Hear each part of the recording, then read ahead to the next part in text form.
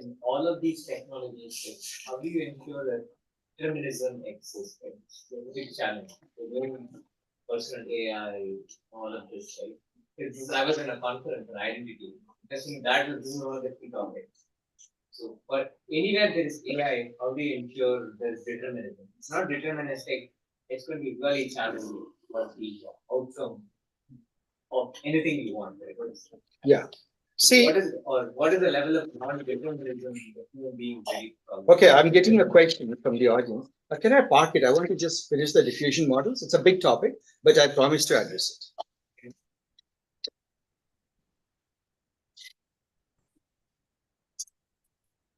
So today we are going to talk about diffusion models. Diffusion, the word diffusion, I trust all of you have science backgrounds and know what diffusion means. Diffusion is quite literally what I showed you guys. Like if you look at the picture that I put on the course portal, where are we?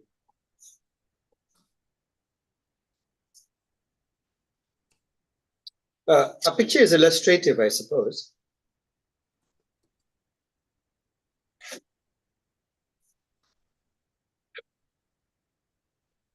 Let's stare at this picture, guys, for a moment. What you notice is a bit of ink that has been dropped into water. And what do you think will happen as time flows?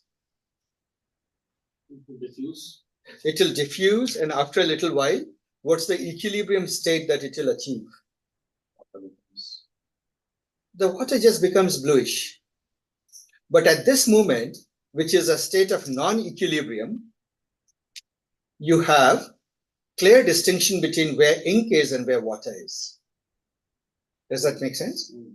So in physics, we call it is literally a non-equilibrium state, and the process of its, the things that control it, how much energy, heat, temperature, other things regulate its process, the full field of study is called, therefore, non-equilibrium thermodynamics.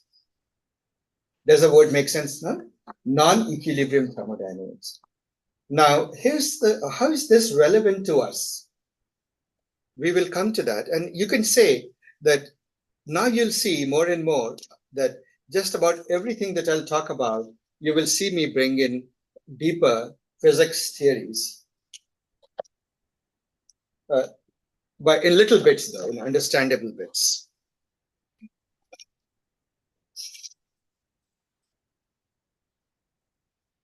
See, let's take this illustration.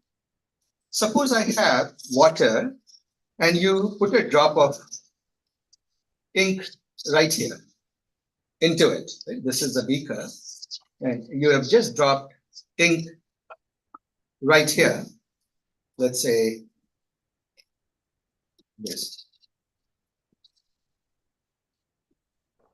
This is ink. And what is beginning to happen is, after a little while,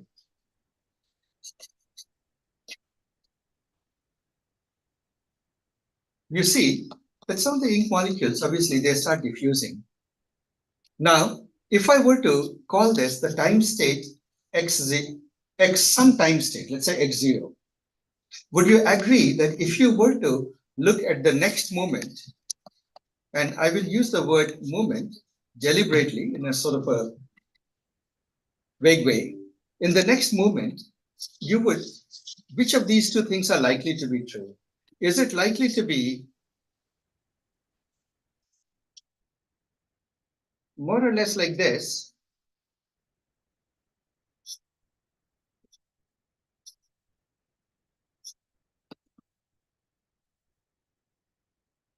Or is it much more likely to be like this? Let's say,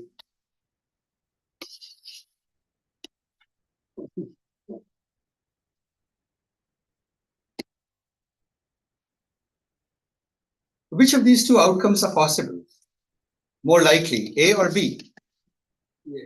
And what makes you think it is A? Changes from. It's a small perturbative change, isn't it? the water molecule, the ink molecules have just slightly diffused into the thing. And therefore, I can go to, so let me call this state X. So this is not possible. This is X1, and I can go to X2, where it will be more diffused, and then the next moment, and finally, at X infinity, after infinite amount of time has passed, which in practical time means give it half an hour, right? What will you get? You will get a uniform distribution of the ink molecules throughout the water. Does that make sense? Right? But observe one thing. If I have to ask, if I am in state X1, if I'm in state A, can I plausibly infer the state X0? Can I infer the state X0? More or less. May not be exact, because it's just a moment later. Knowing the current state, I can infer, I can actually do a reverse diffusion. So this is a diffusion process. This is a reverse diffusion process. I can reverse diffusion inference you can do. Make sense? Why can I do? Because there is just a gradient of the ink here. I can use to go against, pull molecules back in the direction of higher concentration, isn't it? And so I can get a fairly close approximation of the X0 state from which I came. Sachin. So is it in the sense of, is it symmetric in the sense that going forward and backward, or do you know that it goes towards noisy versus non-noisy? See, both of these statements are true. In the forward direction, you know that entropy is increasing because the second law of thermodynamics. Entropy always, disorder always increases. This is a state of high information, high info, right? Low entropy state. High info is high order. There's a very high degree of order here. This is a state of like diffuse, completely equilibrium. This equilibrium is a state of high entropy. You can't have any higher entropy than this, isn't it? Very low order. There's no pattern, there's no order here. It's just blue water or purple water. Like give maximum flame, right? So it's kind of maximum agitated, right? That's the way I look at it. No, say that again. When you give a flame, it's maximum agitated, right? Yeah. No, so now what happens is that the heat rate modulates the speed of the journey. Yeah. Right? It is the heat conductance equations and things like that coming. But yes, so those are the modulating factors. Yes. So when it is diffused and you're trying to infer the previous states, you need to know how each particle moved, right? That is right. You don't need to know. That's the whole point. See, if I look at this, I don't need to know the trajectory of every atom, because that atom of ink will do a random walk. And so would you agree that suppose there are lots of atoms bouncing against each other, it will be doing a random walk. Right? This is the Brownian motion. Random walk. By the way, this, to my recollection, is one of the earliest papers of Einstein. I don't know if many people realize that this thing actually goes back to Einstein. So it's a random walk. Right? That's an explanation of your diffusion process. But what we can do statistically, and that's why this field is often called statistical physics, is that in the aggregate, by looking at, think of it in a simplified way. Suppose you have just a linear channel. This was ink. This ink. This is water. And you make a little hole here. What will you see? You will see a color gradient. Gradient of the color. And so, at any given time, if you can see the gradient of the color, you can infer the previous state. right? Just a moment ago, you won't be able to infer perhaps a completely original state, but if you make very quick, like next moment guesses, then a tiny undo operations are possible because not much has changed, and you know how it has changed. Are you getting that? That's the point of diffusion. So you need to track how it is changing over time and then kind of walk it backward from the time. Backwards, yeah, you need to have a way to move back. So that's the reverse diffusion process. What is it that is going backward? Is it the location of the particles or is it the color? Yeah, no, this state. So let us say that you call it the state. In physics, we use the word state. So you're in state x0. Ink is like this. You go to the state at x1. Now I ask you this, can you infer the state x0? All you need to do is pull the molecules, ink molecules in towards the center a little bit, just a little bit, isn't it? And that will be a pretty good approximation. It may not be exactly that, right? Because ultimately there's random motion. So you won't get it exactly that, but it will be a pretty good approximation. But it certainly has come from this, from x0, not from B. How do you track all the particles? There are billions of particles. No, you don't have to. You don't. That's the whole point. Given the billions and billions and trillions of molecules of ink, you don't have to worry about every, but you just have to look at the shape of that. How did the picture look? If I took a picture of this, would you agree that this picture, this image, and this image, from this image, X1 state, you can infer the image of what it was a moment ago. Do you see that, guys? Okay. We So can there will infer be a that. number of possibilities of going backwards, but Yeah, all of them will be close. will be close. But if you, the main point to observe is this thing could have arisen from an infinite number of possible states. Exactly. But you know that of these, only a small set of things that actually look more or less like this that are plausible, isn't it? Okay. Because in a moment, not much has changed. You just have to tighten it a little bit. And within that boundaries, there's still lots of permutations possible, lots of possibilities possible, but it is much smaller. They all look more or less alike. It's bounded, basically. They're bounded, right? Compared to the infinite possibilities. So that is reverse diffusion. Are we together? And now comes a question. What would be a question worth asking? Right? So there is a little bit, I must say, that do you notice that every state, let's say that there is some state, xt, somewhere in between. Now, suppose this goes from state xt to state xt plus 1. Right? So here it looks like this. Ink looks like, well, let me just draw it with the color. It looks like, and here also it looks more or less like this. Let me try to approximate it. Well, fair enough. Fair enough? Okay. Now, you do know that xt plus 1 state depends only on xt. It doesn't depend on the initial state anymore, right? Like to know what xt plus 1 will look like, all you have to know is the previous, this is sufficient information because it's a diffusion just from that state. It doesn't depend on, for example, x3, right? This is not affecting this. This is only affecting x4, is affecting the next and so forth, but xt plus 1 is only being affected by xt. Are we together, guys? These kinds of processes. There's a transitive dependency, right? Transitive, yes.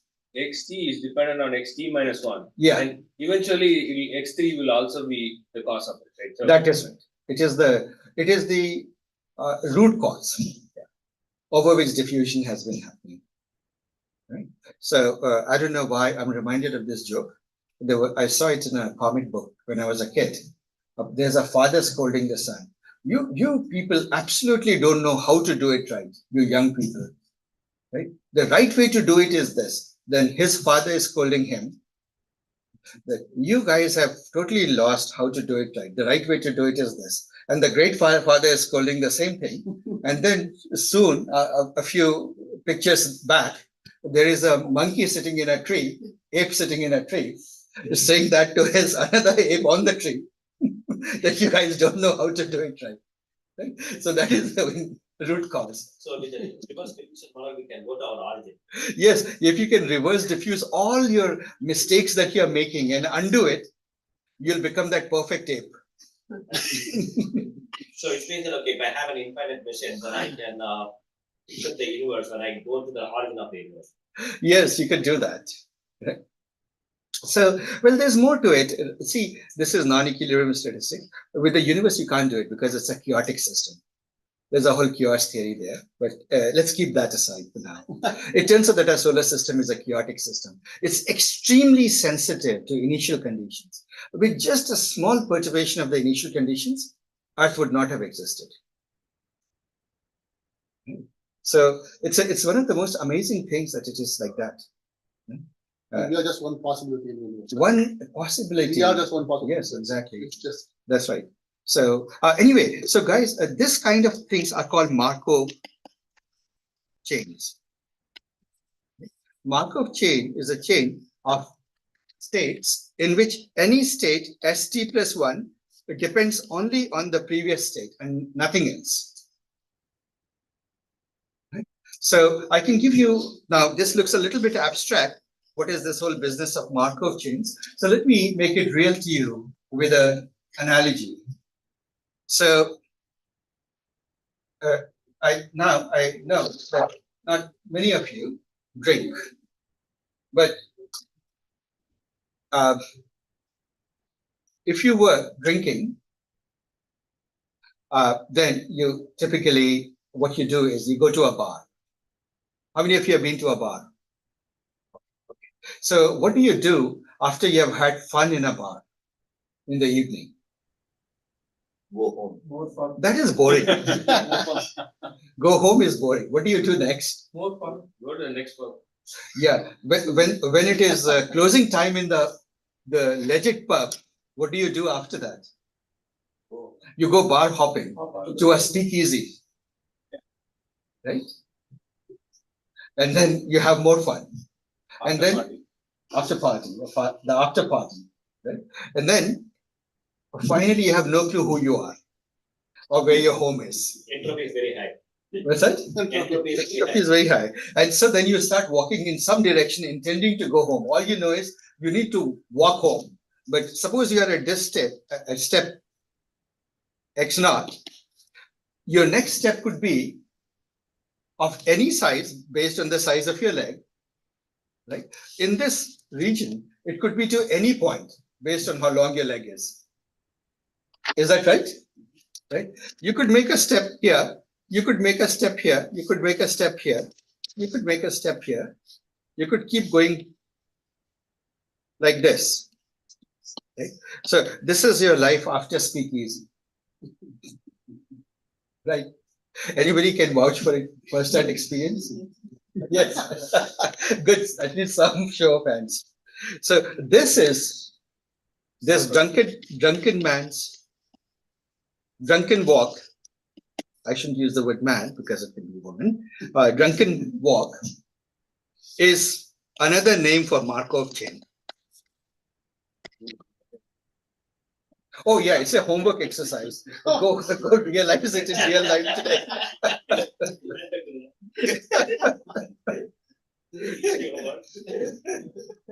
All right, guys. So now we know what Markov chains are. Hopefully, you'll never forget.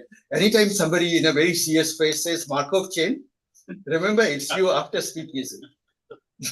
Yesterday would have been a perfect day. Yes, Saturday nights. I think with this teaching, you'll get a lot of reference. Trust me, with this homework. So now comes the interesting fact, guys. These are the key elements that you'll find in the literature associated with diffusion models, because these are dominant models. Now let's bring it back home to our thing. See, guys, we have gone from image to text. 149 plus state fees. Guys, something.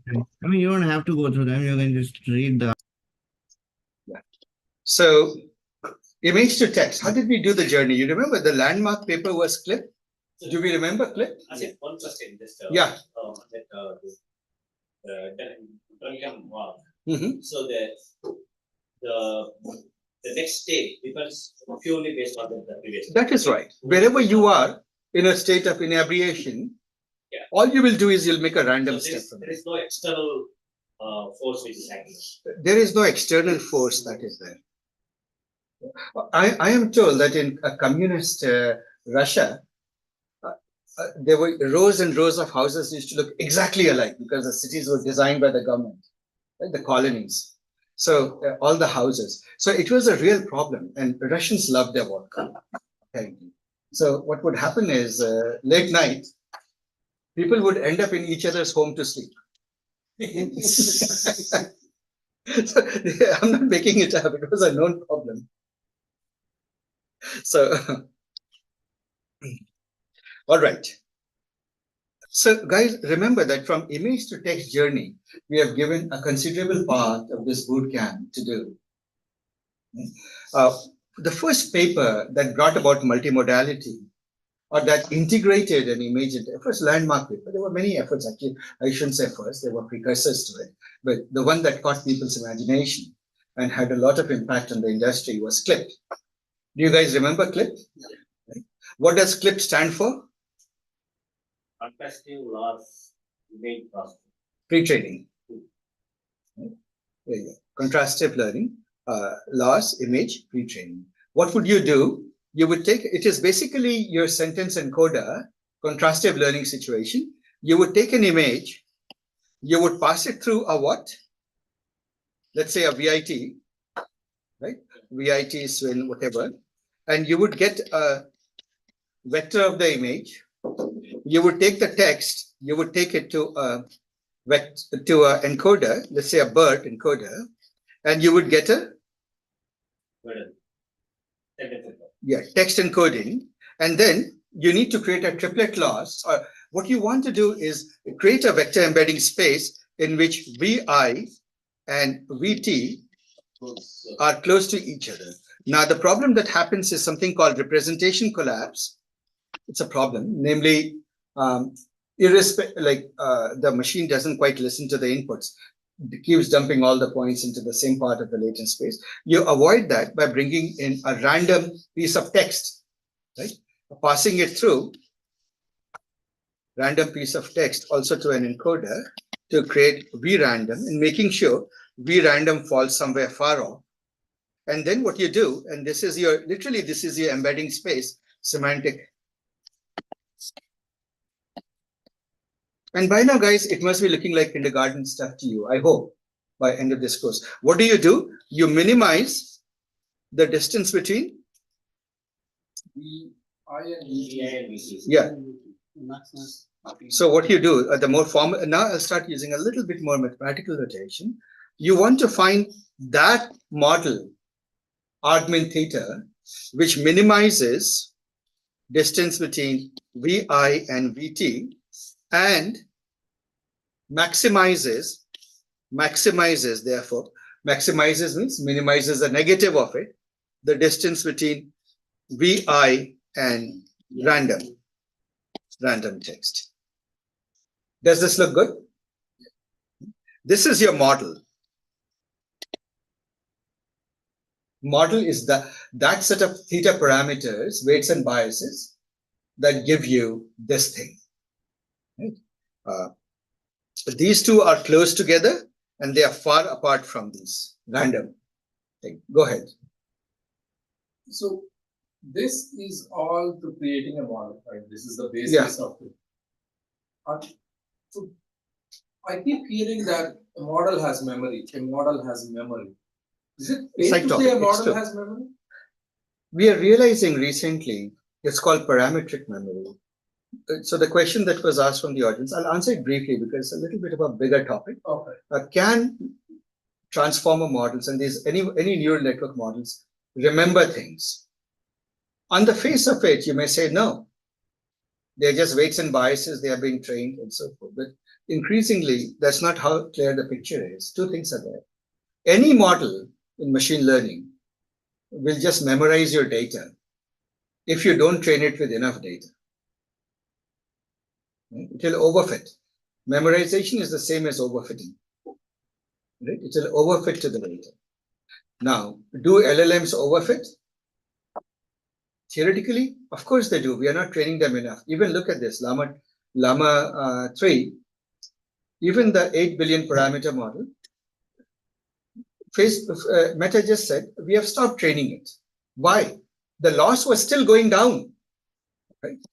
There was no, actually, it was from a pure AI perspective, it was a bad idea to stop training a model which is still improving epoch by epoch.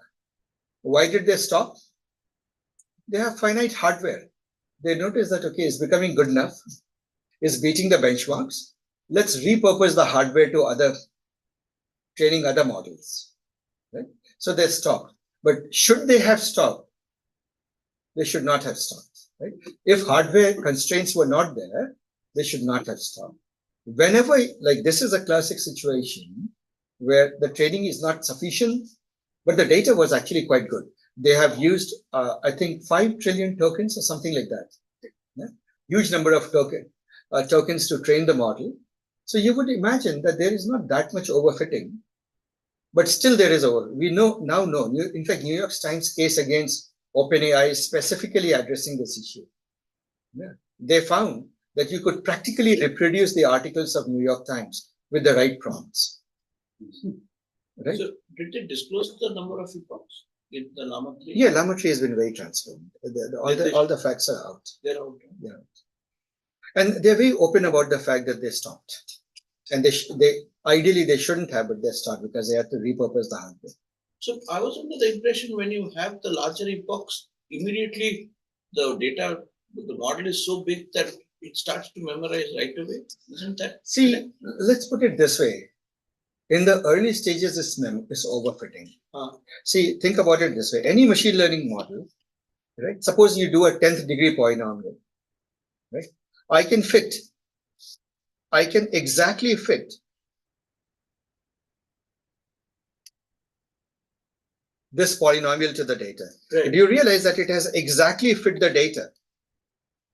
This is essentially memorization. Right. Because it will always get the answer right for these data points. Will it get the answer right for other data points? No. Because the underlying curve, the ground truth was like this, right? And so when it has memorized or created a white curve hypothesis, you know it's wrong. Now what happens is, how do you regularize it? This is the whole topic of regularization. How do you regularize it? First of all, giving lots of data. So for example, if you give this data, this data, this data, this data, this data, now the machine is forced to fit through all of those data. And so the ways to regularize with more data is the easiest way if you can get more data, or with L1, L2 regularization. When it comes to neural network, actually, there is something very mysterious going on that we don't quite understand. The mysterious thing that goes on is, if you keep on training the model sufficiently long, and even if you don't give it too much data, right? So suppose you gave it,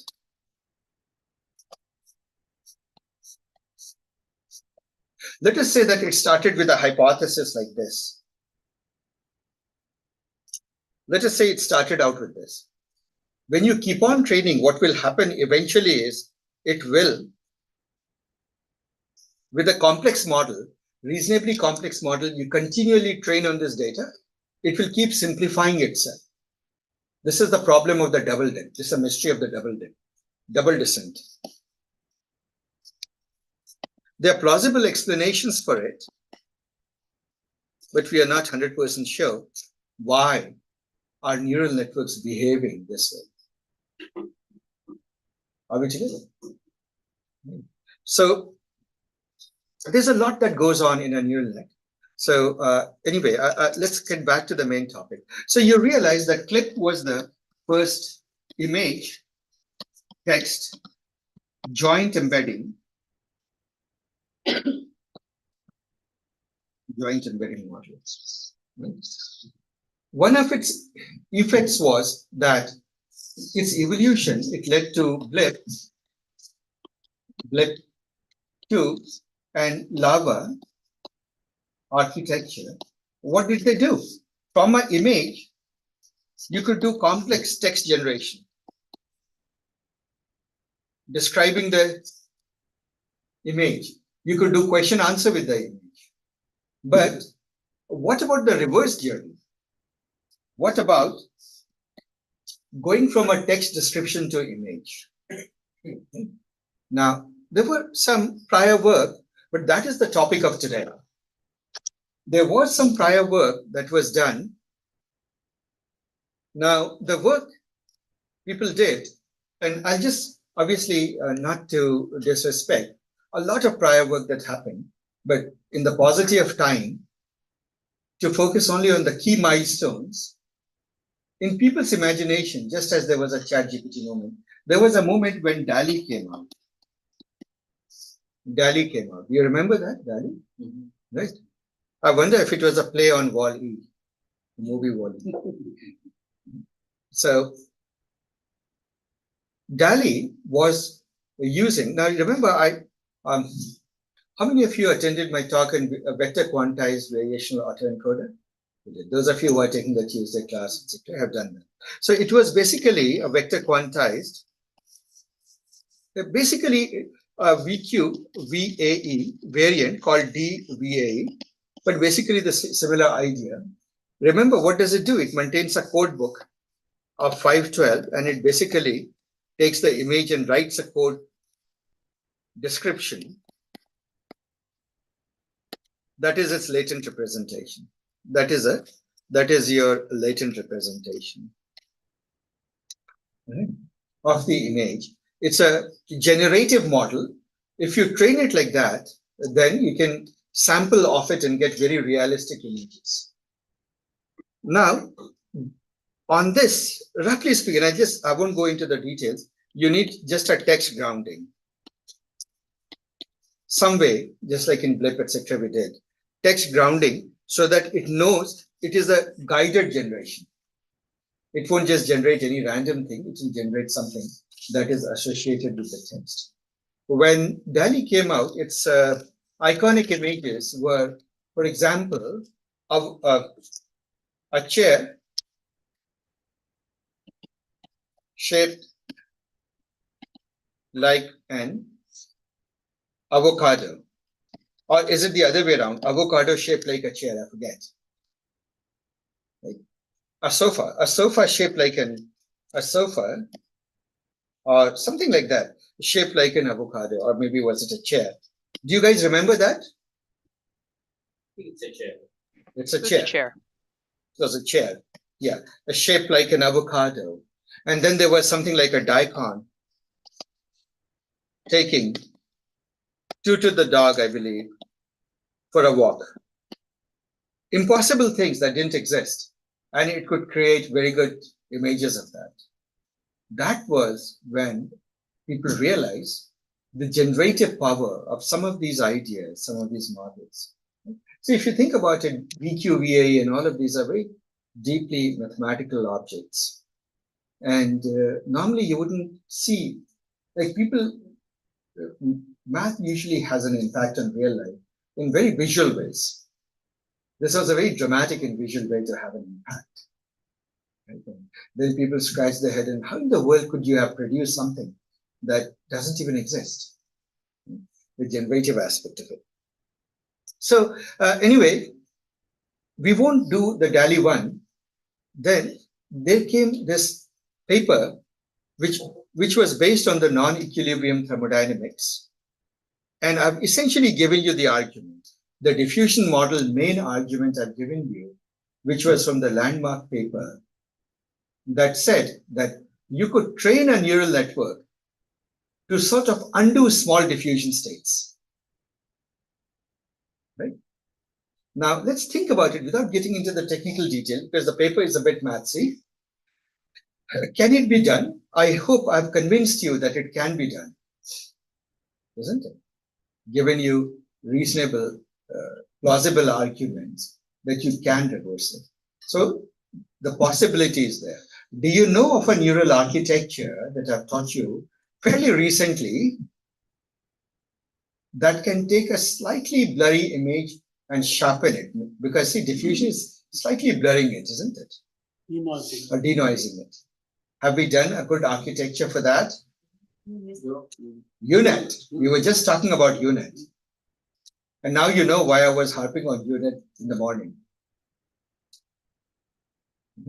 So then now things are beginning to fall in place. You can do reverse diffusion, and at each stage of the reverse diffusion, you can throw a UNet, isn't it? So now let's think through what it all means.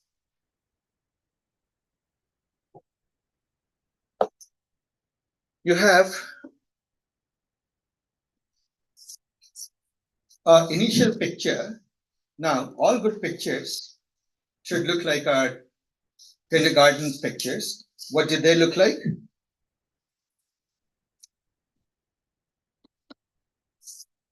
The world looked like this, isn't it?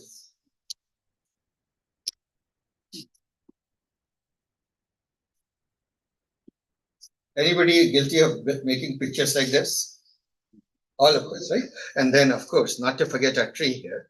Somewhere in here is growing a tree. And a bird. Yeah, and a boat. Yes, yes, yes. Bird. And a boat and a bird. Yeah, there is a boat here. And Bird. yeah, and not to mention some birds in the sky. There we go. This is our picture. Now, let's go through this process. Suppose I do this. To this picture, we will simulate a process of diffusion. Diffusion is each of the pixels, see, pixel is a number, right? Red, blue, green channel number. Suppose I add a little bit of Gaussian noise, epsilon sampled off. So I'll write this notation. Guys, I'm preparing you for the bootcamp too, where I'll be using this notation more.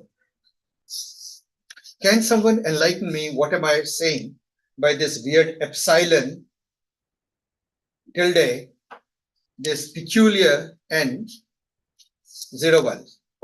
What do I mean by that? You are adding white noise. Not white noise. Gaussian distribution. What is the Gaussian distribution?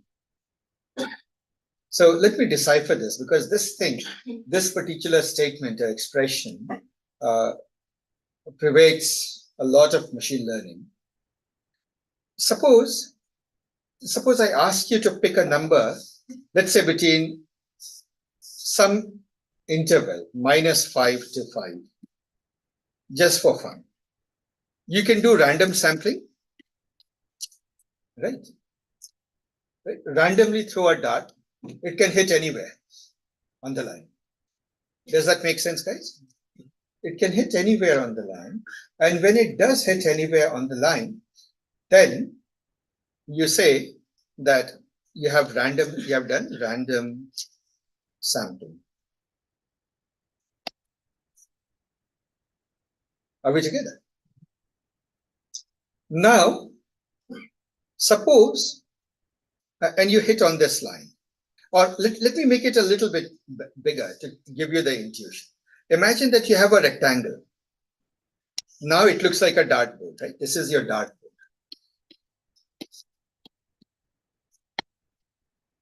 If you start throwing darts at it, or, well, maybe I'm in a very distracted mood today. Do you guys know what Texan sharpshooters are? Anybody? Yeah. The story of the Texan sharpshooters. Apparently, it's a term I learned when I came to this country. Texan sharpshooters. It's very interesting. See, people do practice of shooting, right, at a target, and they all aim for the bullseye. But the Texan sharpshooter refers to the phrase that you take a barn and you take a gun and you go shooting at the barn. Wherever it hits, then after the fact, go and put a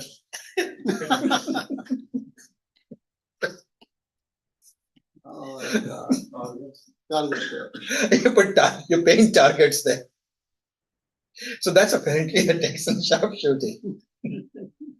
So we'll do a little bit of Texan sharpshooting here. Wherever you shoot, you just go and look at the X coordinate here, right? So now you realize that if you just shoot at this place, you're not shooting for any particular point, right? Because you know that wherever you shoot, you'll win. Drunken shooters. Drunken shooters, yes, that's right. So then you're doing random sampling, because whatever value, the value of X, you will pick up will be from a uniform random distribution. This is fancy term for exactly what I said, right? Uniform random distribution from -5 to 5, right? So that is a factor in this range. Are we together? Now, let's take a slightly different kind of a board. Suppose I take a board which is, you start out with a big cardboard, exactly like this. And then you have your 0 here. And then you build a bell curve. You have a bell curve, right? And what you do is you keep the inside of the bell curve, right? And you cut out these parts. Do you realize now your barn wall looks like this? Right? Now look at it.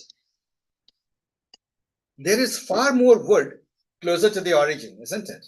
So if you shoot randomly, so go about shooting your Texan sharpshooting, and then you will notice that most of the bullet holes will be where? So let's say that you uniformly distribute your bullet holes, right?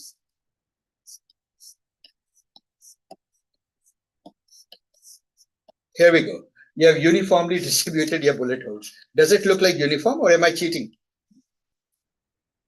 Okay.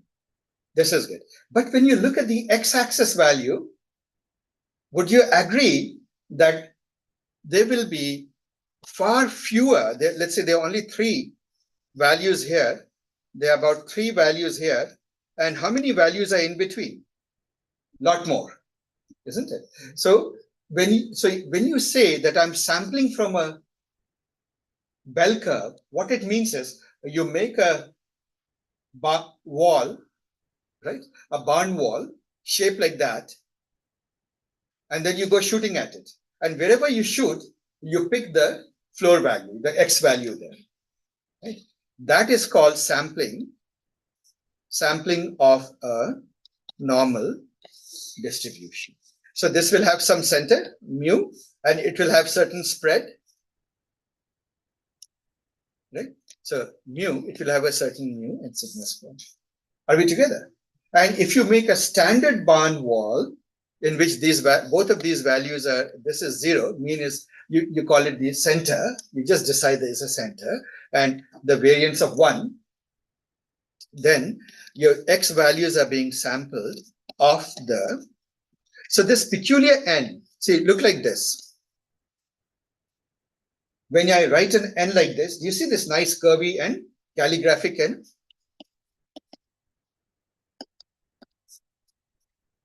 N, it stands for normal distribution in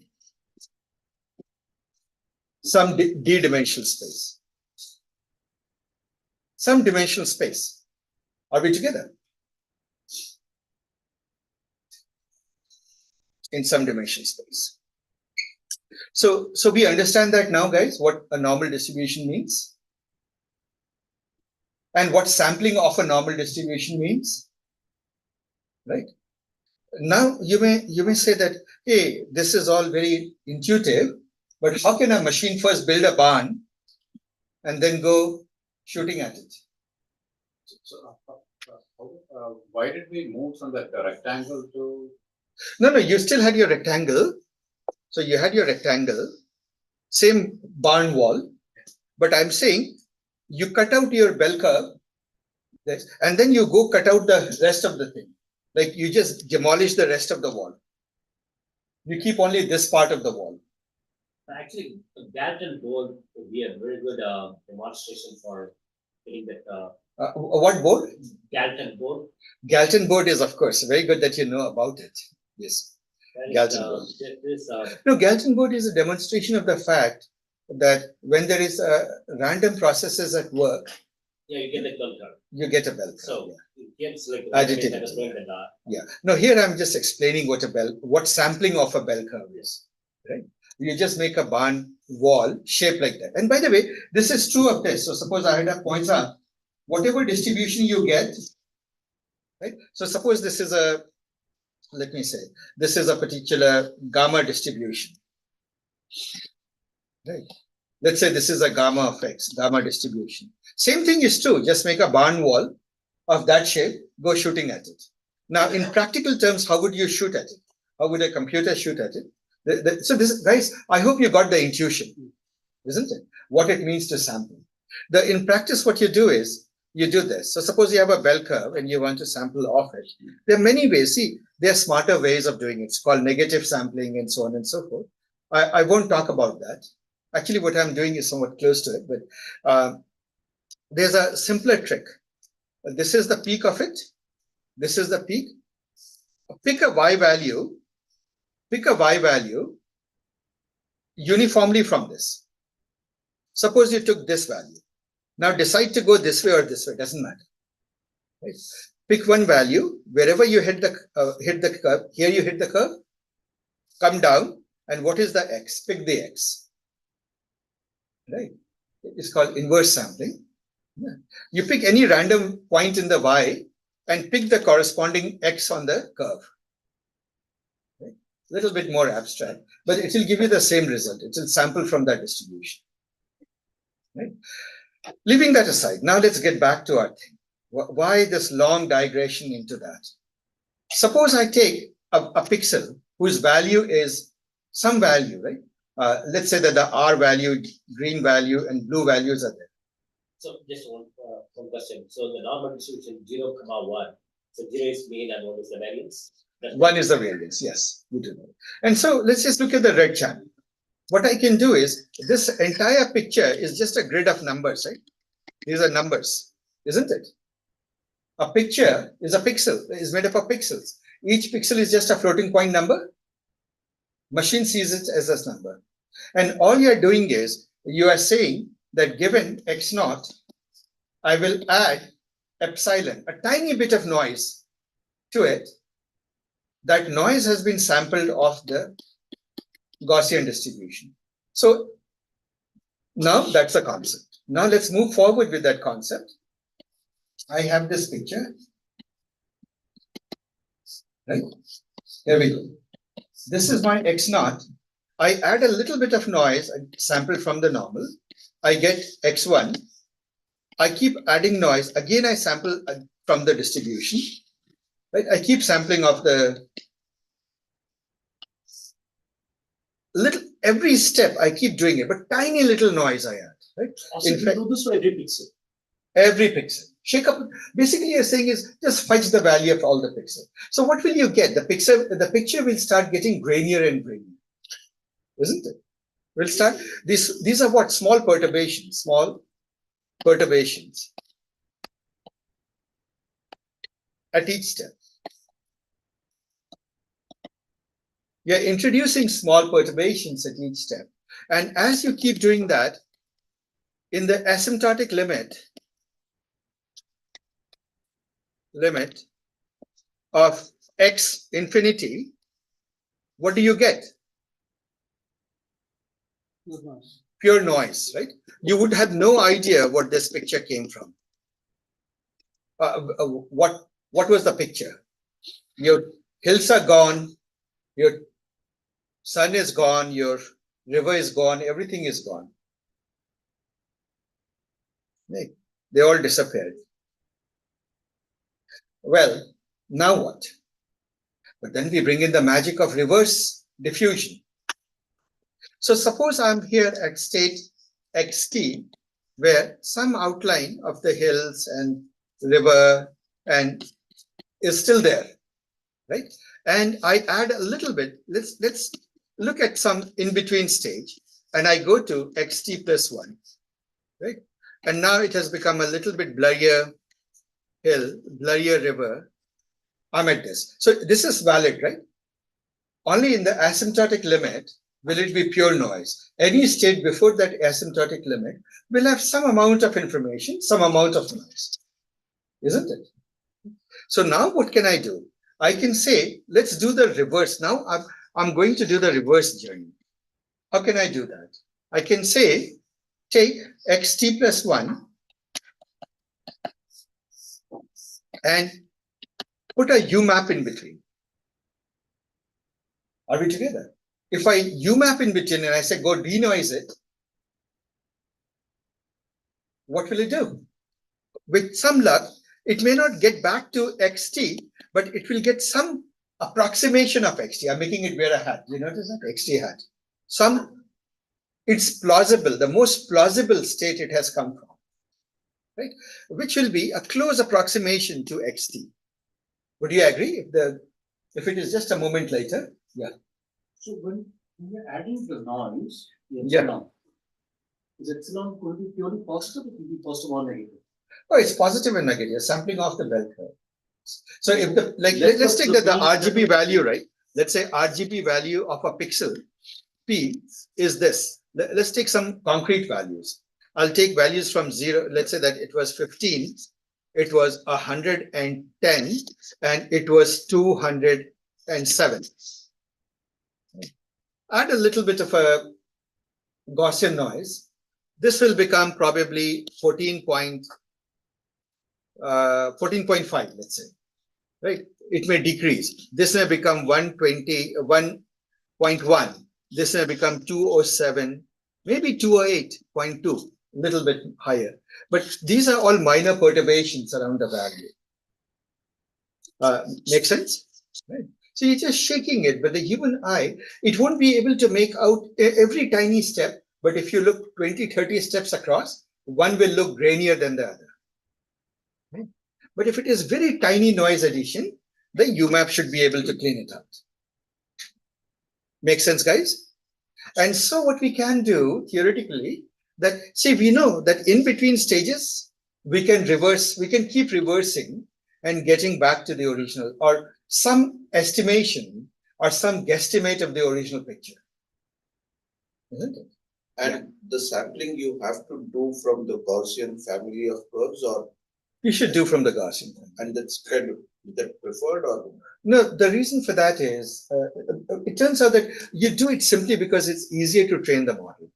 the back, Gaussian is both in the the- forward direction and the backward. backward Gaussians are the easiest to compute numerically, right? Right. Gaussians were the first thing that were coded in Fortran. Fortran, right? Right. But there is a family of curves that have that. Many. For many- example, a log normal can look like Correct. log normal with a unit variance looks like a Gaussian. Right. No, but what I was getting was that if you move it a lot, is it the characteristic of the curve that gets you back over there, or it just a No, ease you of could play the games with any. But see, there's a lot of, well, I should say with qualification, here's the physics of it. Where did the Gaussian curve come from? Well, somewhere built in is the guy's name. Where's that guy? Right? Carl Friedrich Gauss, the prince of mathematics. So at one time, people wanted to ask this question, errors. Right? Whenever you measure something, you have measurement errors. Right? So for example, I'm sure you all resonate with this daily experience. You stand on the weighing machine, you see the number, you don't like it because yesterday night you were feasting, Saturday night. What is your first instinct? just the scale. No, get back onto the scale again. I'll say, okay, I'll take the average of 3. And after a little while, you're taking the min of 3. So that for you is instrumentation, not error, instrumentation wisdom. Right? So, so people ask this question, what is the shape of the typical instrumentation errors you have? So you realize that instrumentation errors could be negative or positive. Also, you know that the distribution, the statistical distribution of the errors should be uniform. I mean, it should be the same in negative and positive direction. So people started doing that. So this is the history of it. So let's take a history digression here. I don't know why I'm doing it, but since you guys are asking this question, what happened is, if I'm right, one of these scientists initially proposed a step function. Right? Same distance this side and this side, and they said errors are within this, and it's not.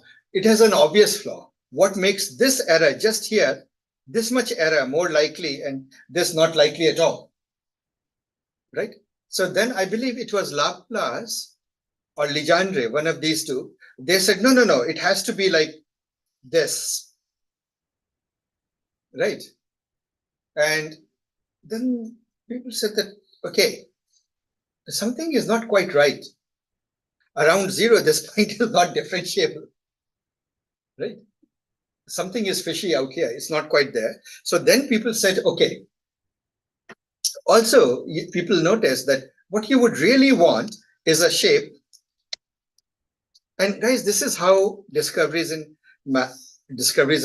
You know, well, let's make it differentiable. Right? So then it has to look like this. And also, very far off, you know that the error will be zero.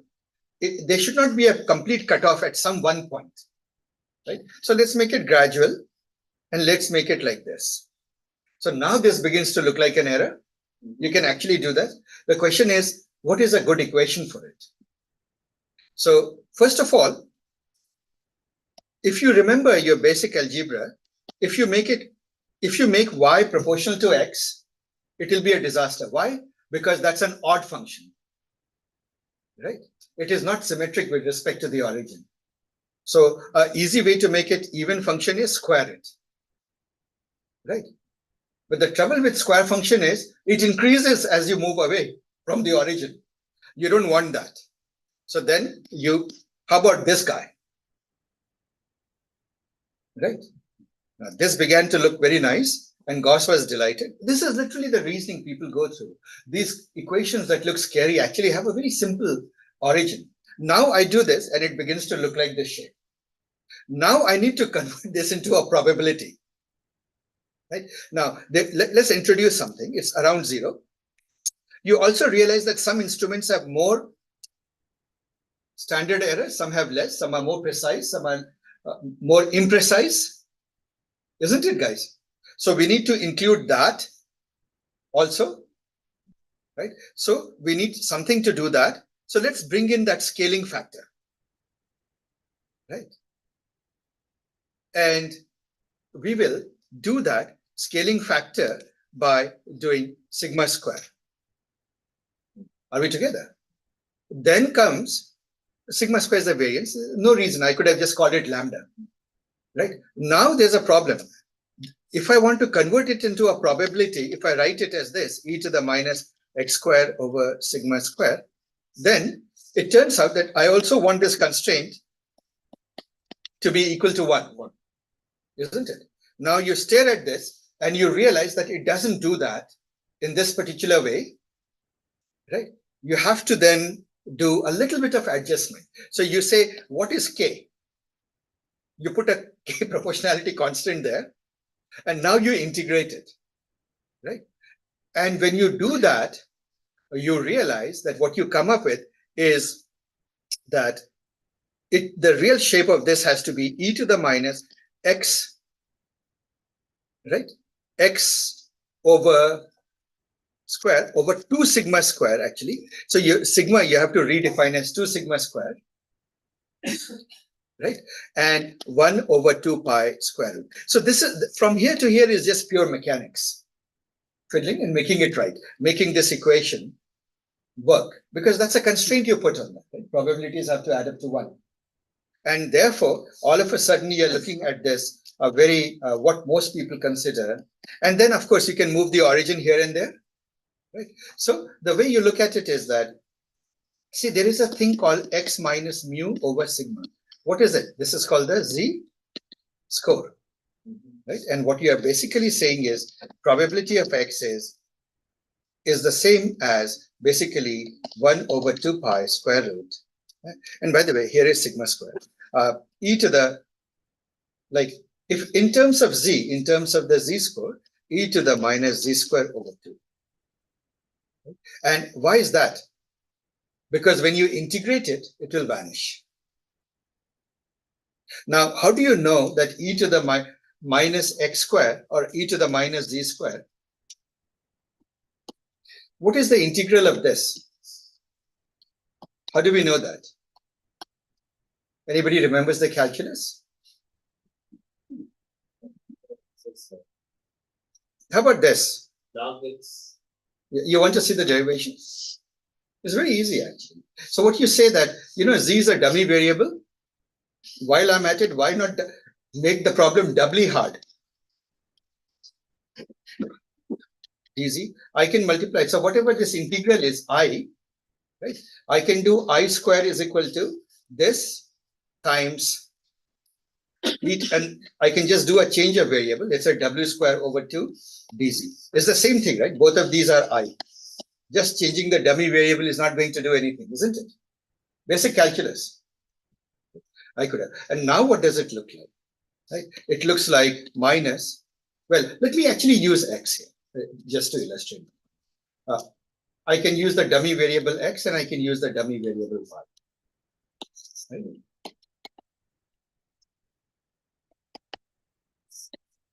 Double integral, isn't it? And then I think it was Fourier who first observed this trick. And he says, hey, I can convert it to polar coordinates. What is dx, dy in polar coordinates? A little bit of an area in a circle, in the polar coordinates. R, dr, d theta, isn't it? So look at this. Anyway, a huge digression, but you'll need this later on when we do deeper stuff. What is the wall of this?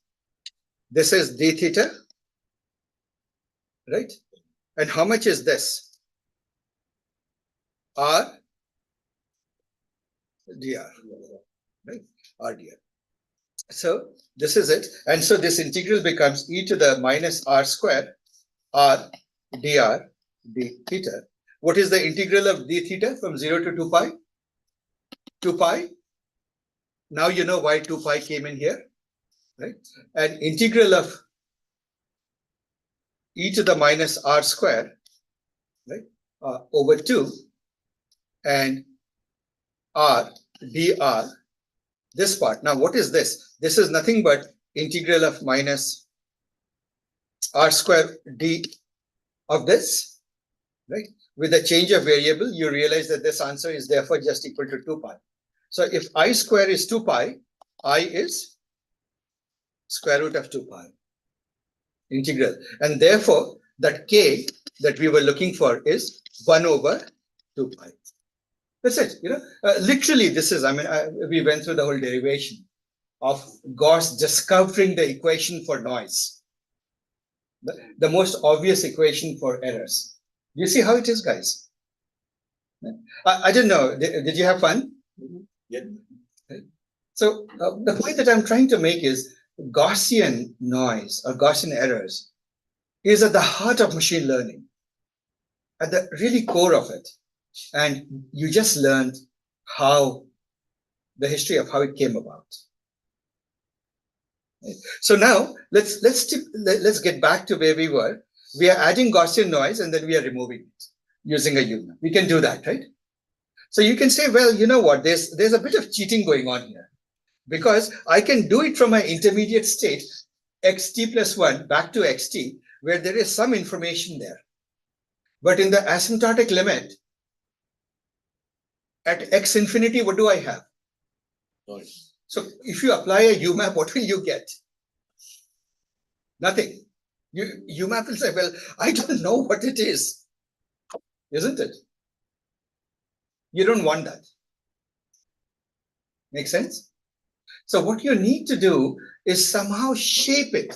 It is trying to see what it is. Okay, let me give you an intermediate intuition here, which is actually interesting. It's part of something in the diffusion models that most people don't understand.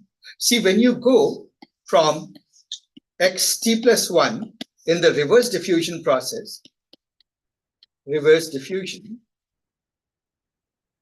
using a UMAP, what it is actually doing, what the network is doing is, it's trying to predict not a cleaner image, but actually the noise that it believes was added to a cleaner image. Are we together? So it is trying to predict the epsilon because it knows something about the epsilon. What does it know about the epsilon? That it's a Gaussian. But actually it doesn't know anything about the picture. That's much harder. The world is made up of so many things, right?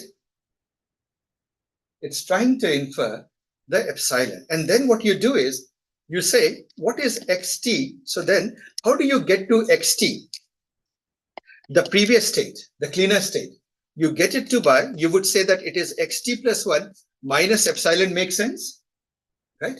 But actually you don't do it. You don't fully do it. You put a proportionality constant. Let me use lambda as a proportionality constant. I think the paper uses alpha. Let me use alpha. I don't know what the paper uses. One of you can go back and look at the original diffusion paper, but let me use alpha. I think it's used because it looks almost like a learning rate. Remember, when you do gradient descent, you don't take the full gradient, you take a bit of the gradient multiplied by a learning. So now you get a previous state. So remember, unit is actually predicting the error, the noise that was injected. Right? Now, there is a problem with this. You cannot go from x infinity because x infinity is literally nothing but Gaussian noise. It's much harder to predict because if you subtract Gaussian noise from Gaussian noise, what will you be left with? Gaussian noise, right? Right. So, see, it is a very strange thing. One second. My elder daughter, now she's a researcher, so maybe I shouldn't tell this. When she was a 2-year-old, I taught her the concept of infinity. She was seeing me do some equations, and she saw this beautiful symbol, 8, written like this, infinity. She says, what is this? And I explained to her infinity, but she remembered it as the word infibility. And she would say, if you add infibility to infibility, what does it become? And I would say it becomes infibility. So no, to infibility. No, infibility. Okay. If you subtract infibility from infibility, what does it become? Right? So it took her actually quite a bit of time that infinity is somehow strange. It's not like other numbers. Right? It is a special number. So, well, that's that. There is a problem with this. So here comes the part that we need to bring the last element of the puzzle in. What you do is you bring in text grounding. It's a multimodal operation. What you do in the training process, you take this and yeah, go ahead, sir. So when we find t to t plus 1, there's some small perturbation added to t, and the same thing so technically t to t minus 1 is also adding some different perturbation. Different perturbation. So, but you don't care what was added before. All you're trying to do is go one step back. That's all. Remember, it's a reverse the reverse diffusion is also a Markov process. Right. So what is the difference? How do we know whether we are increasing entropy or decreasing? Or no, you do know. Are we doing diffusion or reverse diffusion? How do we know? Because UMAPs, you train a UMAP, and this is how you train it. You train a UMAP to be a denoising. So it will always create a sharper image by training. Theoretically, it could have gone in either direction. But by training it with lots and lots of data, mountains of data, in which the input is a noisier version and the output is a cleaner version. Right? Or the input is, what you do is you take an input, add a little bit of noise and ask it to predict that noise. It becomes very good at predicting what noise was added to achieve this from a, and therefore to denoise. You deliberately train it like that. It looks hard to believe that you can train a neural network like that, isn't it? Reverse diffusion goes against, it is so counterintuitive that you could do it. But the magic of, see, one of the most magical thing, or the free lunch that you get in machine learning, is this magical thing called gradient descent. It's amazing what you can achieve with gradient descent. It's just amazing. Sometimes it flies in the face of what you would believe. And this is it, right? So, all right, guys. So now what you do, now we will amplify our algorithm. Go ahead. So, I mean, when we are training, we are only training with Gaussian ones, right? Pictures and Gaussian. No, so the training process, I'll show you now. What you do is, so imagine that you have a ImageNet data set, 100 million pictures. What can you do? For every picture, you can go through the successive stages of adding a little Gaussian noise, having the UMAP predict the noise. Keep doing it, and soon what will happen? That UMAP will become pretty smart at it. It says, okay, you give me a grainy picture, I'll tell you what mischief you are up to. But these all with the Gaussian noise, right? Like any. Yeah, you deliberately pick Gaussian noise. Can be like any picture. Yeah, see, that statement is true.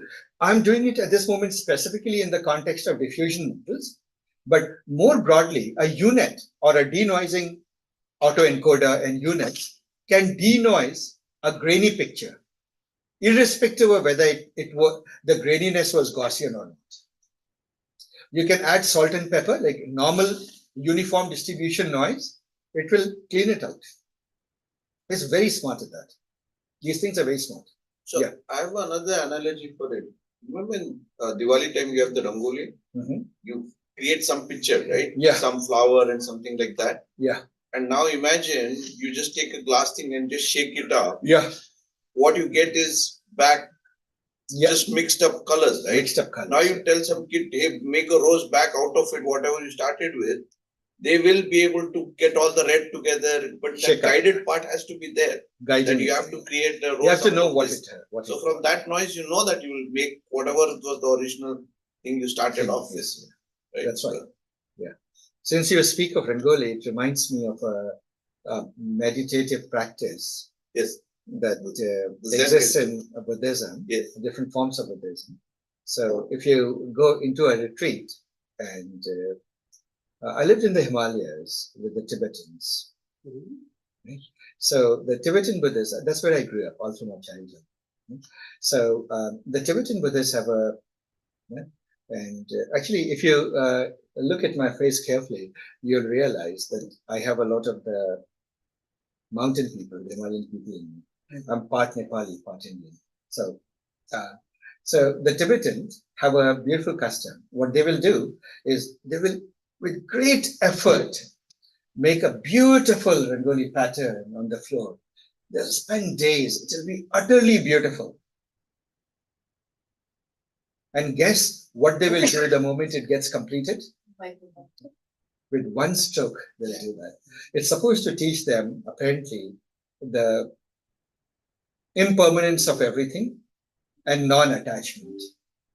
Non-attachment to your creations. It's pretty beautiful, actually. And when you are there, you sort of go through that exercise.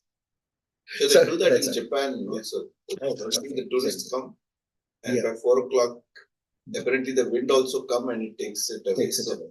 Or like, children learn it all the time on the beach. Yeah. They'll make beautiful sand castles and the wave comes and takes it away. Anyway, again, a digression. Let's come back now. So suppose you have a picture and then you say sunrise over the hill, birds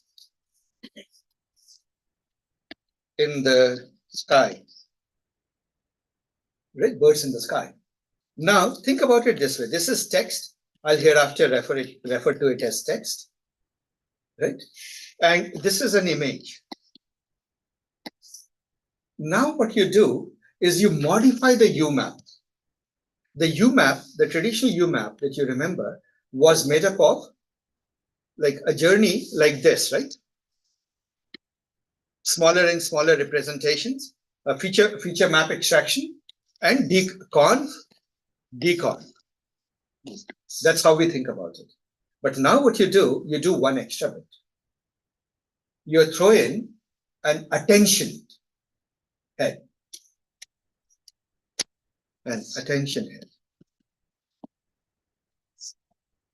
You remember attention head? Right?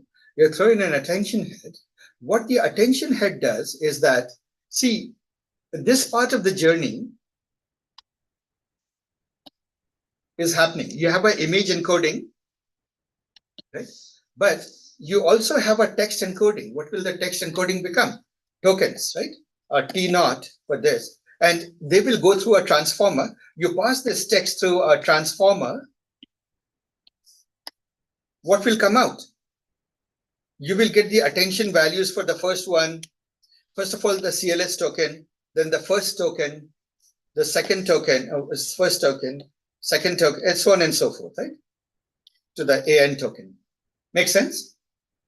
You will get the attention values. So these are your activations or the logits. Think of it as the hidden state of the text. These are your text hidden states. Are we together, guys? Now what happens is, at each state, these attention heads are there, they're sitting there. What these do is, as you sort of image goes through this journey, you make the image pay cross attention between the image. Do you remember the blip paper? There was a cross attention. Similarly, cross attention to every token here. This, by the way, is not so obvious in the research. You have to see the implementation to see that it's happening. The actual code, when you read the code, you see that. So it is paying attention to all these tokens, or rather, each of the hidden states, the hidden vectors, hidden the attention things to this. So you have a cross attention between the image and the text. So now think about, and then you go all the way back to whatever it is. So now guess what will happen, guys? You just took this, you trained this machine to denoise. What is the end effect? See, from a noisy state, xt plus 1, noisier state, it has to go to a less noisy state. Right? xt, it has to go. Right? At the end of it, the image will become an image vector. Now, suppose it is noisy and you have a text. I'll give you the basic intuition. You realize that you have used the text to train the unit anyway, isn't it? So now, every time it denoises, it has a way of being grounded in the text because of the cross attention. But now comes the part that is beautiful, and it was there in the Glide paper.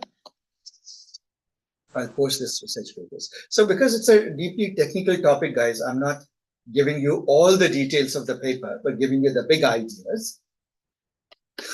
What you do is you take this vector, let's say you start from this, and you produce, so one method is using clip, method 1. Now, remember I explained clip to you guys a little while ago? So now this VI at this stage, so you produce a VI hat, the next VI, cleaner image hypothesis. This is what it should be, this image. Now what can I do? I can look at the VI and the V text, the gap between the two, right? And nudge the denoising process to get closer to the image, the text encoding. I would say, hey, I asked you to, it is about let's say that what you have is, let's take something like that. Cow jumped over the moon. And let us say that your image begins to look a little bit like a horse. So then the gap will be more than that of a cow, isn't it? So if you try to continuously align the image encoding to the text encoding, you realize that you're inducing a force function to guide the denoising process. And in fact, you can literally start with pure noise, right? I was just about to ask, can you just start with noise? And in fact, that's what you do. So if you remember, when you go to DALL-E, Stable Diffusion, etc., you don't give it an image. What you typically do is you just give it text. So those models, they are not even starting the base with what ended up as a noise image based on the text we gave. No, it will randomly, it will sample off a Gaussian noise, and it will say, okay, we are pretty confident how to do it. So step by step, just a little bit more structure. It will produce a vector. It will produce an image whose encoding is a little bit closer to the text encoding. Are we together? So, go ahead, sorry. How does it decide where to put what? Like, the cow jumped over the moon, right? Yeah, it will become a vector, text vector. No. How does it decide in the image where to construct the cow, where to construct? Oh, you can't control that. It may put the cow anywhere. So long as how does it decide when it produces the image? How does it decide where to produce cow? No, it doesn't. What it does is, think about it this way. It's a blind process. It randomly produces something. Then it says, uh-oh, I'm really far from this vector. So here, what small change I can make to make it closer to this, closer to this, closer to this. At each step, you keep doing that. And so what will happen is, actually, if you think about it, there are so many variations of cows, right, that could fulfill this semantic statement. And which is why in all of these image generation, it is very hard to regenerate exactly the same image twice. So, because I'll come to that. Yes. Because the whole thing is a random process, right? So this is exactly what I was telling you yesterday, the Lakun's objection to DALL-E 2 and versus the JEPA thing, right? Yeah. What he said is creating random thing versus having the semantically aware. Semantic thing is why it is critical, is what he was saying. Right. So Sachin is mentioning that Jan LeCun actually objects to this very strongly, that see, just random process that helps you get to what you're looking for with no control is very different from the whole JEPA and the autonomous machine intelligence journey, in which you think in terms of semantic things. A cow looks a certain way and things like that, and there's a bit more reproducibility to that. Yeah, go ahead. So at this rate, like, train a model using a bunch of hardware schematics, right? And then, next time you have to create some new stuff, you just say, hey, can you give me something that does blah, blah, blah, and it will be able to give you like a whole hardware. Okay, wonderful question. So guys, I got a question from the audience. Suppose you have hardware schematics. Suppose you would describe it, and you could therefore now say, here is the description of it, go create an image that elements it. At this moment, theoretically, yes. The problem is these machines have not been trained enough on enough schematics. They're very bad at making diagrams. Go ask DALL-E 2. Right? By the way, DALL-E 2 is this diffusion. I'm not. No, listen to me. Take my permission. DALL-E 2, for example, is not smart enough. If you ask it to, for example, even draw a UMAP, it will never be able to draw a UMAP because it hasn't been trained. If you ask it to draw an autoencoder code, what it does is it knows what an autoencoder is. So from the text, it will conjure up a picture, an imaginary picture of autoencoder, which will look nothing like its schematics. So schematics it is bad with. But diffusion models, one big use case is very close to what you said, data generation. In fact, test data generation in many fields is hard. especially test data, synthetic data generation. Diffusion models have tremendous use in test data or synthetic data generation. Diffusion models also have tremendous use in, for example, drug discovery, conjuring up all sorts of molecules that fulfill a constraint. They have huge application in DNA sequencing. They have huge application in a threat pattern detection, right? So the application of diffusion models goes way beyond just creating pretty pictures. Continue. I mean, I ended up, let's say I have access to millions of hardware schematic diagrams, and I'm purely training the model only for the hardware. That's Usually millions is not big enough. Talk 100 million. and then we should have, have text, like the corresponding text with each of these 100 million. It can be done. Somebody just needs to sit and do it. See, generating schematics, they are softwares. You can generate schematics by continually dialing in and out the parameters. Generate a lot of schematics and give it a description. Literally write down the parameters as text. And theoretically, you can train a model to do that. I suppose the world is waiting for you to try it.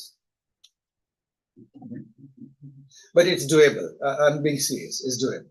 And you should do that. If that matters, then do that. So guys, this was one method. The other method is somewhat similar. What it does is, suppose your image lands here, text is here, text encoding is here. They don't use clip. What they do use is, they actually overshoot and go to this place. They deliberately overshoot the text to go in a little bit, like take a stronger, like gradient, go strongly in that direction, the difference direction. So these are minor variations. Now, glide, this was the glide. Guys, I'm almost done. I know that you're getting restless, but please bear with me. I've given you a flavor of the glide, the big strokes. Read the glide paper. It was quite important. It was the foundation for DALI 2. Now, the interesting thing is DALI 1 was not based on diffusion. Diffusion models came out, and in a way, it was a stroke of marketing genius. They still called it DALI, even though DALI 2 is a completely new architecture. It's not based on VQVA. It's based on diffusion models, right? Quite realistic. But then the lovely thing about these models is they need a lot of hardware. And guess where Glide came from? OpenAI, right? Obviously, it's delightful. Come up with algorithms, lovely things that everybody wants, but requires the kind of hardware only you can afford. Right? Then they need to make API calls to your service. It serves that well, right? Perfect use case. But then came another algorithm, stable diffusion.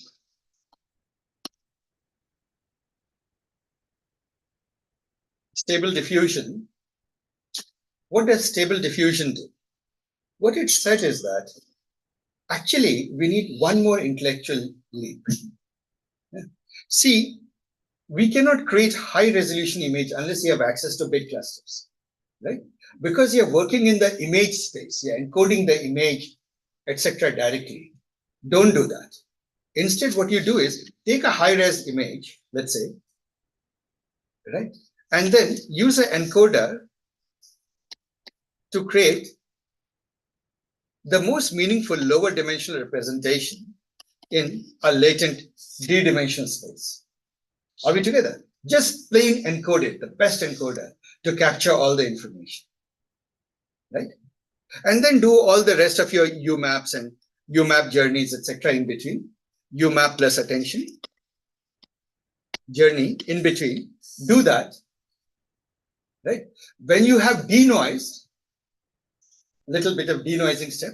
This, now you're denoising and noising where? In which space? Latent space, right? This you decode, encoder, decoder,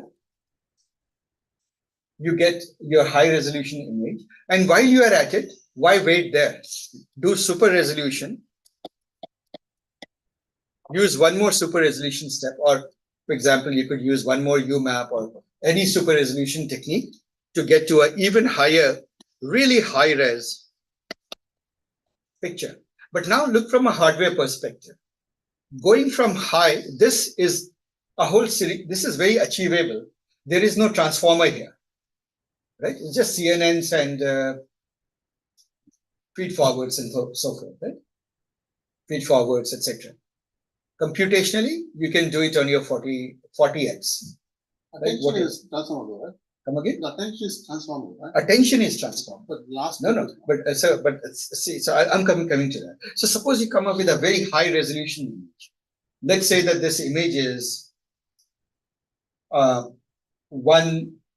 let's say 2000 by 2000 pixels. The trouble is you pass this kind of a machine through your attention layer. Attention goes quadratic in the tokens. You'll get screwed, right? You're looking at the square of a large number. On the other hand, if I encode it down to a lower dimensional representation, you realize that the worst part of your computation is now happening in lower number of tokens. Do you see the point, guys? Right? So the transformer is not working on large sequence lengths, right?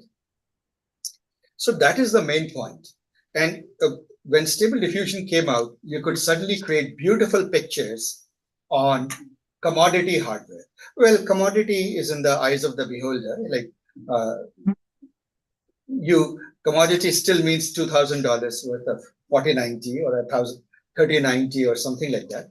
But believe me, this was a breakthrough. This is what made it possible. And therefore, I'm going to ask you to spend the rest of the day doing this. We will, guys, because it's I want you guys to devote a lot of time to the practical, and you will absolutely delight it. By the way, before we go to the practical, I want to add one more point to the whole thing. You realize that suppose I start with a lawn, right? There is grass. And then I say, the cow in the lawn. I just have a lawn. But then I say, add a cow to the lawn.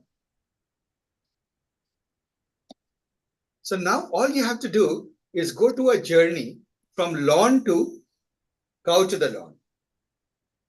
Just encode it. It will be far off from the sentence cow in the lawn, and gradually the same process. Instead of starting with pure noise, you're just starting with a different picture in which you're infilling a cow. Do you see that? I want you guys to do all of these exercises. Right? So where do we do this exercise? And I think today will be a lot of fun, guys. Please take it seriously. Please give time to it. And I'm going to add all of this to the course portal. I apologize. I'm yet to bring it into this course portal. But let's go and look at the resource. First of all, guys, these are the 3 papers. These are landmark papers. Go read these papers. I have literally gone. Right now? Come again? Are these on course portal right now? Unfortunately, it's in the advanced course portal. I have to bring it to this portal. It was a bit of a movement. Yeah. So even I think I went to speak easy yesterday. We could just put the links in the Slack channel, right? No, they can't see that. No. Not links to the paper. Yeah, we can do that. No, I'll put it. I'll properly move it. Okay. It will just take me 10-15 minutes. So guys, these are your papers. Denoising diffusion probabilistic model. If you can, see guys, you don't have to, but if you do, does it look a little bit matchy? Yes. Yeah. So, but believe me, this paper doesn't say too much more than what I just explained to you in simpler language. It is there. The next one is glide paper, remember the one that I talked about? This paper, you realize that it produces fairly photorealistic images. Now, but here's something, you gain something, you lose something. Diffusion models can never produce a good avocado, a chair shaped like an avocado. Try that, you'll fail at it. Or daikon taking tutu for a walk. It won't look as pretty as what the original DALL-E produced. Right. So you can see use diffusion models now these days. Diffusion model is everywhere. It's the king of the hill. Like this is it. So guys, this is the paper. As I said, there are two methods, clip-based and a classifier-free. You know, the overshooting method between the vectors. It's a small details in the implementation. You can look at it. And then the third paper is the one that does everything. See, when you use an encoder, what happens? You just go into a latent space and you do your entire diffusion, reverse diffusion in the latent space. That's all. That's the big idea that this paper brought in, right? And but a remarkable paper. You know, see, guys, do you realize what a beautiful insight it is? Why not work in a latent space? And yet, implication is suddenly you don't need to depend on people who alone have access to 10,000 GPUs. Right? You can work on your machine. That's the unreasonable efficacy or ineffectiveness of mathematics. Small ideas have profound implications in the real world. So what are the common use cases in the enterprises? Because it says, I mean, it's more. Why don't I leave that? Okay, guys, it's a very good question, Ganges, that you asked. So guys, I want you to do two things. First is, oh, by the way, these papers, just to give you an idea, let's look at the latent diffusion. Look at the number of citations. Can you imagine a paper that just came out recently has already garnered these many citations? These things don't just happen. I've taken you through the territory in the morning session through some of the landmark ideas that are driving this world at this moment. These many research papers refer to this research paper. The one that brought in the encoder. So guys, do that. Then finally, there is an awesome, obviously, GitHub people have spent a lot of effort to do that. Now, I leave you to find good use cases. There are lots of resources, introductory posts, introductory papers, introductory videos. See, when you see, look at this, just this curated list has 10,000 stars. Right? It's a whole world. Diffusion model is a whole world. Right? You can build an entire career for the next 10 years around it. And it's Not career, retire. Oh, yeah, in our case. The event is exit. Startup. Yeah, Nikita is thinking, say that for yourself. So guys, these are really good. You can see lots of videos, and I'm sure all of these, see, there's so much excellent material that it's hard to point out to which one is the best. It's just amazing. And there is, you can look at the surveys. So for vision, these are the vision. For adversarial attack, for medical, it's a 3D vision, medical imaging, everywhere these things are used for segmentation, audio generation, right? These are then natural language, obviously, time series data, forecasting, graphs, molecular material, right? Do you see the applications, guys? So gadgets? Yeah. Right? So explore that, guys. I want you guys, each one of you, to pick an application that you like best. Can we please do that, guys? On the course portal, I'll put a discussion group. Can each one of you post one application of diffusion model that you thought was remarkable? Can we do that, please, as a collaborative? That way we can all see, we cannot all be exploring in this short amount of time everything. But if each one of us found one nugget and shared with others, it would be great. So let's do that. Now, see, one thing with this is the more remarkable something is in machine learning, it comes, the cost that it comes up with, not the cost. In my case, the delight that it comes up with is the math gets better. Right? But seriously, it's a beautiful math. At the end of it, all that is practically amazing. Behind it is always amazing math. But you have to tool yourself up to it. Like a path to the variational diffusion laws, as you can imagine, in a lot of these papers, sometimes the papers can get techie. And by the way, this whole process falls into the family of Bayesian inference. So if you see words like elbow, right, don't think of this elbow. Elbow stands for expectation lower bound, right? So, but for now, you can. Oh, one thing that I must say, Lillian's blog. I will add it to the course portal. This particular blog is just amazing. Please go read this article. Let me walk through it before we go into the more practice, more things. See, there are 4 kinds of image when it comes to images, generative models, and when it comes to anything. You are all familiar with variational autoencoders, the first one that we talked about, then with GANs, especially if you're doing the Tuesday course. Are we together? Those two? Flow models, we never got time to do it, but it needs an invertible function. Those of you who are doing the summer school with me, where I won't spare the math at all, will encounter this in depth. Because it's hard to, besides saying it's invertible, it's hard to explain more. And diffusion model is what I explained to you today. Do I have somebody on remote saying something?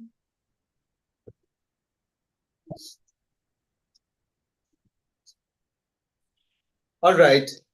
Now, read this blog. It's a very good blog, Lillian's blog.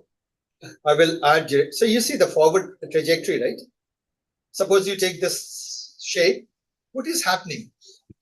Ultimately, I mean, obviously in half the time and full time, it becomes this. Now the reverse process, the reverse trajectory would be this, going back from right to left, right? You want to get back to it. You'll never get back the original stuff, but you'll get back some approximation. Make sense, guys? Right. And this is the vector drift, this is the gradient drifts and so forth. As you can see, it is dead obvious. It's trivial. No, okay. Actually, you will see. Okay, guys, while I was joking, if you look carefully, you'll realize that it is not that hard. Do you realize that each of these are the x square terms, x square over 2, half x square terms? What does it look like? These are all the Gaussians. Do you see that all we are doing is looking at the product of Gaussians? I think we should start teaching to your target audience. What's that? This is Saying I may not be the target audience for teaching this. Yeah. You over to understand. Oh, I should tell him that the senator, the car dealer who started 71 years, now he's doing masters in AI. So now I'm thinking I'll start going and start taking some linear algebra. Yeah. That's where I have Come to the summer school. Yeah. KL divergence, guys, honest to God, I've taught you guys KL divergence. Okay. This is it. That's all it is. You minimize the divergence between that. By the way, this topic is a little bit mathematical. Lillian's blog, by the way, and I'm not kidding, I'm not joking, I'm being good. Lillian's blog is very good and considered the clearest explanation of the diffusion. One of the clearest layman's explanation. There are more technical explanation, but this is as layman as you can get. Okay. So guys, next is go to, there is a lovely video, YouTube video. I'll add Lillian's blog though. A lovely video. So is there a model where you give that formula and it translates to video? Come again? Image? Can you give a formula? And it? The formulas you have shown. Yeah. You give that as an input. Is there like a model which will give you like a English explanation? Yeah, actually there is. There is. Passive model. There's a lot of paper explainers that have come out. You give it the mathematical expression, and it will try to explain it to you in whatever language you want to learn it. As a high schooler, it will reinterpret all those equations in a language understandable to a high schooler. I'll show you. I mean, these language models have become insanely smart. Let me do something. Let me go to what I did, some work that I did. Let's see this. Explain in the language. What age? 10-year-old. 10-year. You guys are not 10-year-olds. Mathematically. You can understand. So like this, 30-year-old with 10-year-old math understand. Yeah. Explain in the language. See, this is the beauty of LLM. It's magic actually. In the sperm model of the hadrons and Y and hadron as topological solitons and explains the utter stability of the proton. Let's see. Yeah. By the way, this was my research. Oh my God. Let's see.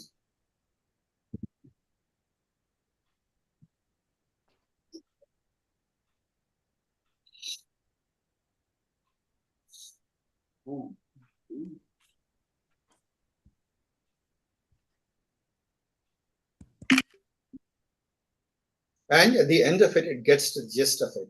The reason the proton doesn't decay is because it's like that. The SCA model tells us that the protons are like knots in the Play-Doh of the universe, and these knots are so well done that they don't just come apart, which is why protons are so stable and last so long.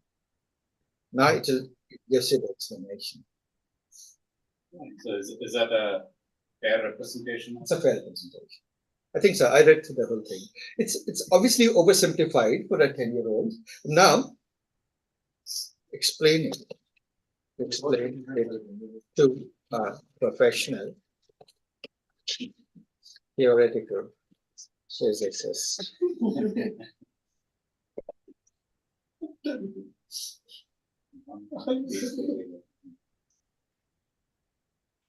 So I was working in quantum chromodynamics.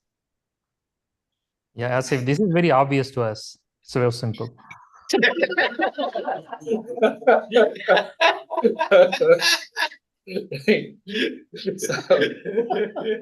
So all right, guys. After all this, it was just Play-Dohs and knots. Yeah, all we that's what we say, right? Researchers, they are the US tax dollars at play. that if you don't want to say that in anger, people say, I'm doing deep research. All right, guys. So the next thing is the hugging face diffusers. Oh, once again, this internet. Yeah, here it is. Hugging face diffuser. So guys, today's job, all afternoon, you need to do this. I want you guys to use this, and by 4 o'clock, be ready, 3:30, be ready with a presentation.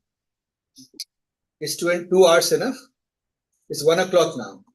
2 hours or 3 hours to master this and come up with your most beautiful picture. Each one of you, 5 most beautiful and diverse pictures that you have to come up with. Go from text to that. And it has to have something useful. Don't just say cow jumped over the moon. Use this. There's a quick start guide. You think you can do it in the laptop or? Yeah. That's the whole point. That's the whole point. Oh, laptop, I don't know, but on the hardware that I've given you guys, you said you can. And the hardware that you have. You have a GPU now, right? Yes, I do. Of course. So guys, do it on the GPU. Don't do it on the CPU. So if you haven't finished in 3 hours, it either means you were just talking or you didn't run it on the GPU. So do that. It's very easy. The code is straightforward. Find good models. Speak to the pros and cons of the models that you like. It's dead easy, but I want you guys to learn the API, come up with, have something to talk about.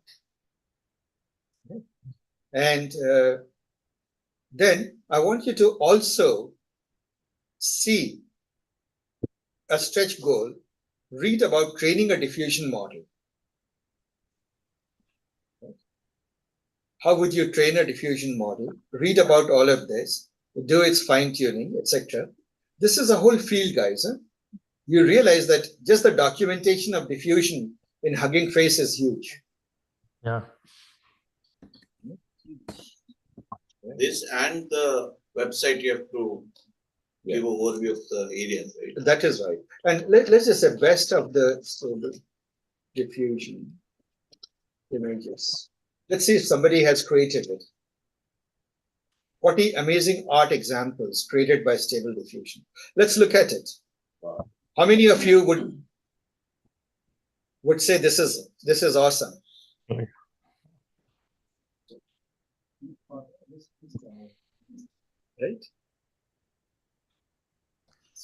So Yasif, some of the pictures in your course portal, all fancy ones, is created through this.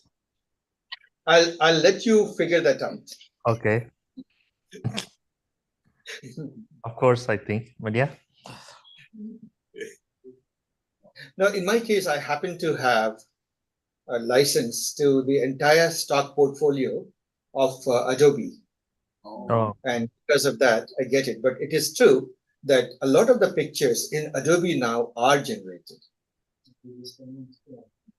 So I'm agnostic to it, whether it's human generated or machine generated. So long as it serves my purpose, I take it. Oh, look at this. Kung Fu Panda is having a tough day. All of these images are generated or inferred or the memory is from the trained images. That is right. So the artist, there is no way to decode where what came from, and the artists are claiming for. Good question, and I'll end with that. See, guys, now I'll ask you a question, which is pretty. Think of it with open mind. Today, there are two factions. Artists are saying, hey, you have stolen my image. I can see my style in your picture. Because you can literally see painted in the style of artist X. And if artist X is alive, he comes in hot fury. Now the AI company says, hey, you put your picture on the internet, the machine learned from it. Why can it not make another of its own creative art in your style? Now, is it copyright violation or not? Right? It's a question. And this debate is raging on at this particular moment. How would you answer that? To credit the artist. Give credit to the artist and pay him. Copyright should be still valid, right? Because the methodologies that we use were copied by the AI. It's not the art itself. Yeah, anybody knows the history of copyright or what the specific details of the copyright is? I believe Article 42, which is the copyright law, is anybody can speak to that? Where did copyright come from? Where did the patents and copyrights come from? Was it the Edison era? Edison, no? Prior to that? Prior to that. Any history buff, where did the patents and copyrights come from? See, here's the way I remember it. Look at the transition in Europe, because this is a European invention, the copyrights and patents. As it was transitioning from the feudal world, where property used to be feudal property, right? Castles, houses, land, farm, cattle, right? To the emergence of tradespeople. And much of it started around the Netherlands, Denmark, etc. Right? All of those areas. Those what are those countries called? That area of European countries? There's a name. Lower countries, I think, yes, because they're below sea level. Right? So in those countries, tradesmen were coming up, and in Europe, it was beginning to happen around still in the Dark Ages. But as these tradespeople were coming up, they would create techniques for which there was no protection. So then there was a dilemma that what do we do? If we say that somebody develops a technique, but nobody can develop it, then progress would stop. Science and technology won't develop. Right? If somebody has an idea and it says it belongs to me, nobody can work on that idea. Then progress would stop. At the same time, if you let complete imitation go scot-free, nobody would have an incentive to share their ideas at all. They have their ideas, they'll keep it private. Isn't it? So there were a whole set of compromises, and it gets more intricate, the intellectual property law. It's a very interesting field, actually. I happen to get involved for a bit. But the gist of it is this. And obviously, I'm not an expert, and much of what I say may be wrong. But the compromise that came upon is, first they said ideas are free. Nobody owns ideas, because ideas are the fuel of progress. They fuel progress. One idea leads to another idea leads to another idea. So nobody owns ideas. People can be given credit for publishing an idea in research. Right? So that is a question of prior work, like who did it first.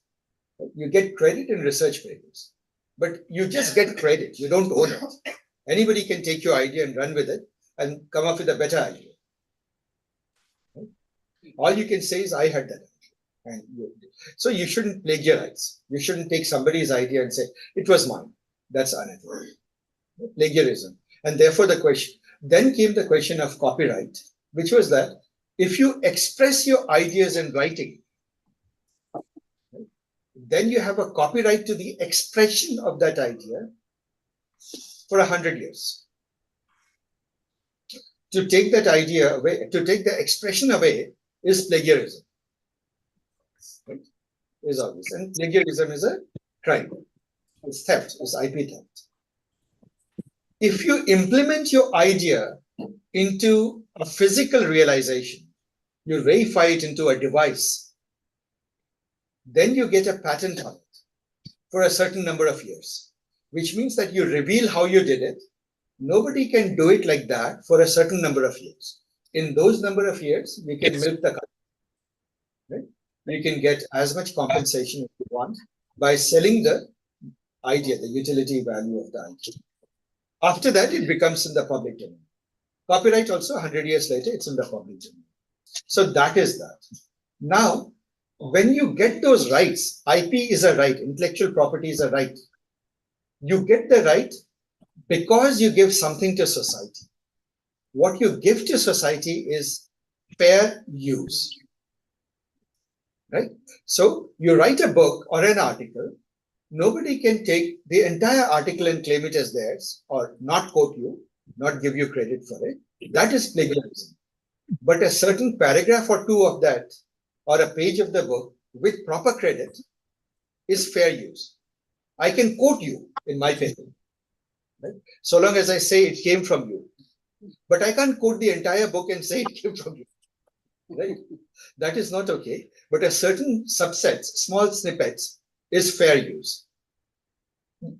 The fact that the law gives you copyright protection is an exchange for you giving fair use rights to everyone.